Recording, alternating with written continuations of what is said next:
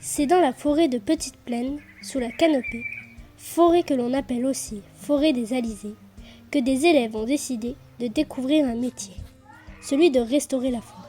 Sur les traces de Plantali, avec Morgane, Jeff, Joe et Olivier, découvrons leur chantier.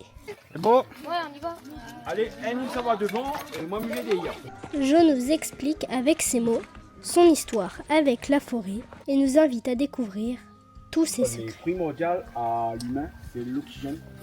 Depuis sous pied jusqu'en l'air, il passe. Par contre, on entend cette histoire. Ce coup de bois-là, la montagne, son couleur, son eau à lit, c'est-à-dire les arbres ils communiquent avec de l'eau. C'est après l'eau dans les battus aussi, comme nous. Avec Plantali et le renfort de Supériab, venus nous prêter main forte, nous nous attaquons aux espèces exotiques envahissantes. Des espèces qui envahissent la forêt primaire et qui menacent des espèces endémiques et indigènes. Alors, nous les enlevons pour laisser respirer les petites plantules de nos plantes remarquables. On a une belle aussi là, regarde. La grande aussi là, ouais, impeccable. On a plein, moi j'en ai trouvé un gros. C'est bon? Regarde ce qu'on a trouvé. Ouais. Regarde ce qu'on a trouvé. Ça y est. Oui, le grand là, oui. J'ai appris plein de choses sur la forêt de Petite Plaine, mais pourquoi il y a autant d'espèces exotiques envahissantes ici et pourquoi elles restent là? Tout simplement parce que manque de main-d'œuvre et des personnes qui ne connaissent pas vraiment ce que c'est une peste.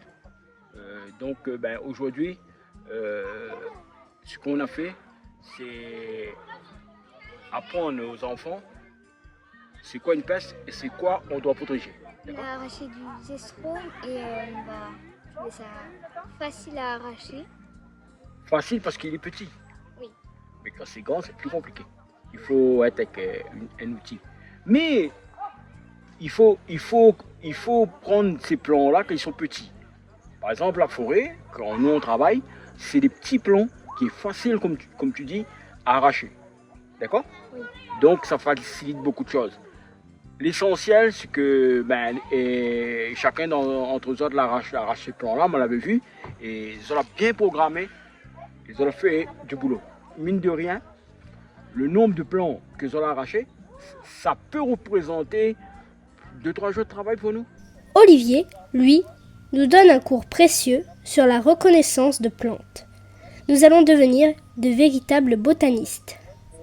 Au même endroit, on n'en aura pas deux, mais on aura un minimum 3 feuilles qui seront les unes en face des autres, qui seront opposées. Voilà, on dit qu'elle est composée, à l'inverse de celle-là, où il y a le pétiole et il y a quelque chose qui est entier ici, donc une feuille entière. Donc il faut regarder où est le pétiole en fait. C'est compliqué à l'assimiler, même moi des fois j'ai du mal, mais le repère c'est ça, c'est le petit bout qui se retient à la branche qu'on appelle le pétiole.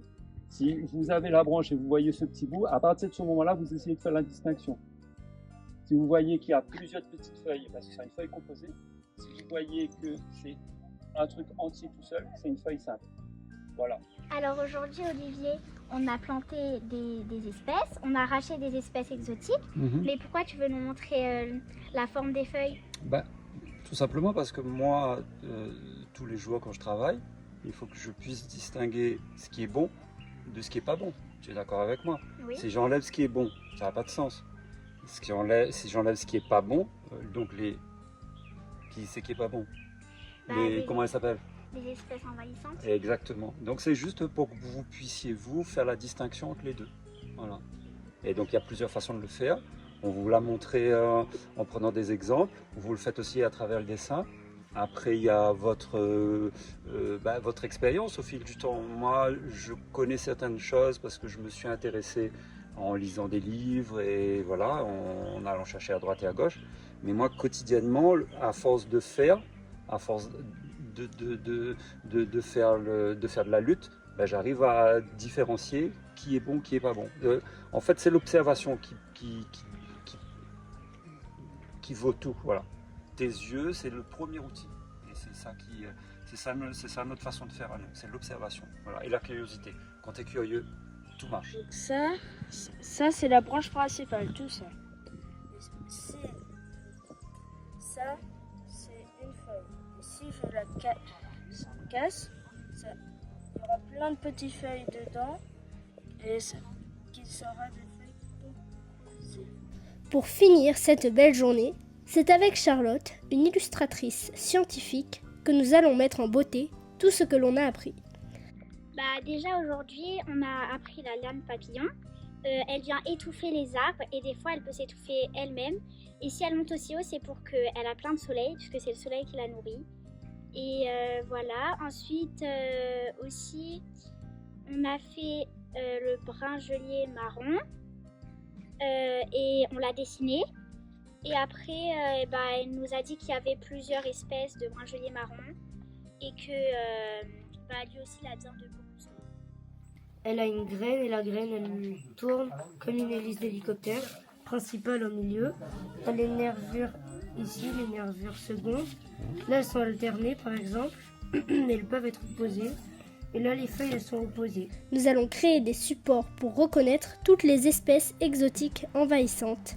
Nous avons aussi décidé d'en faire un herbier en décrivant les plantes comme on nous l'a expliqué.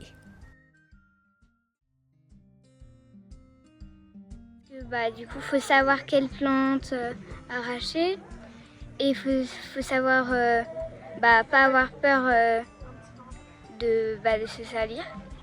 Alors, comme nous, apprenons la nature et protégeons-la.